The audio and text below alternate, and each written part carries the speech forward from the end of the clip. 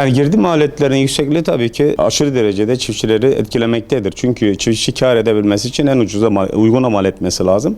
Bildiğiniz gibi son bu çıkan savaşlardan dolayı da ana girdimiz mazottur. Mazota bir yılda %61 civarında zam geldi. Bu da çiftçinin belini bükmüş durumda. Mazota gelen zam, ilaca da zam gelmiş oluyor, gübreye zam gelmiş oluyor, ekipmana zam gelmiş oluyor. Bundan dolayı çiftçi yeterince kar etmekte zorlanıyor tabii. Biz çiftçiler olarak en üzüldüğümüz noktalardan bir tanesi de bu. Biz bir yıl boyunca alın teri döküyoruz, emek veriyoruz. İşçilikte, masrafta, girdi maliyetlerini veriyoruz, üretiyoruz, pazara gönderiyoruz ama çiftçiler bunu 3 katı 4 katına tüketiyorlar. Burada hükümetin tedbirler alması lazım. Yani çiftçi üretiyor ama vatandaş ucuza tüketemiyor. Bu hale girdiğinde komisyoncu, halci, efendim söyleyeyim nakliye, marketler zinciri bunlar eklenerek çiftçinin sofrasını 2 katına 3 katına geliyor. Biz bunun önerisini şöyle yaptık. Ben Şahinbey Belediye'mize de yazı yazdım. Bakınız bütün mahallelerimizde devasa uzay çatılar var, pazar yerleri var. Bunlar sadece halka haftada bir gün hizmet etmektedir. Biz bunun diğer en azından haftada 2 günde o pazarcılara da zarar vermek istemiyoruz.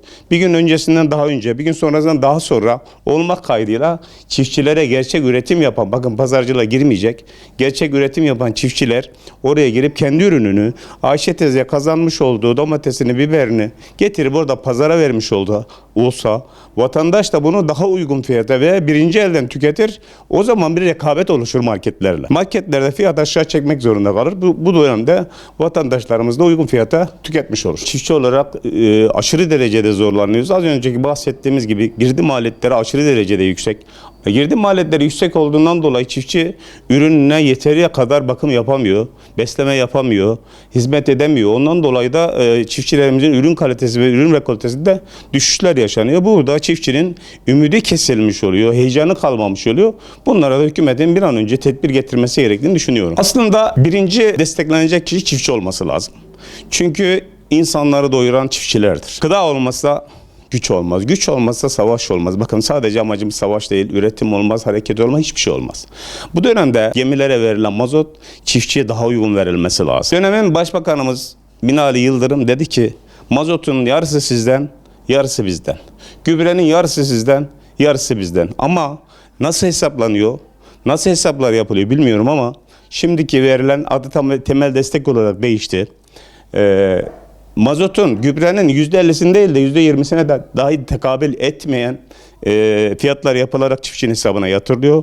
Bu da çiftçiyi kesinlikle desteklemiş olunmuyor. Çiftçi yeteri kadar desteklenmesi lazım ki ülkenin desteğini arkasında hissetmesi lazım ki çiftçi heyecanla tarlasında üretim yapabilsin. Şimdi destek olursa, çiftçi kazanırsa, bakın bizde bir atasözü vardır, kuş daneden kaçmaz diye. Ben dönem dönem ziraat mühendislerimle beraber köylerde toplantı yapıyorum. Bu toplantının amacı eğitim toplantılardı, bilgilendirme toplantılardı.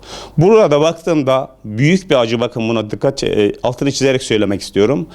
55-60 yaşın altında hiçbir tane çiftçi toplantıya katılmıyor. Bunun nedeni nedir? Çiftçi kazanamıyor. Çiftçi baba kazanamıyor gibi çocuğunu da köyde tutamıyor. Tutmak da istemiyor. Gidin siz bir fabrikada hammallık eden asgari ücretiniz vardır. SSK'nız vardır.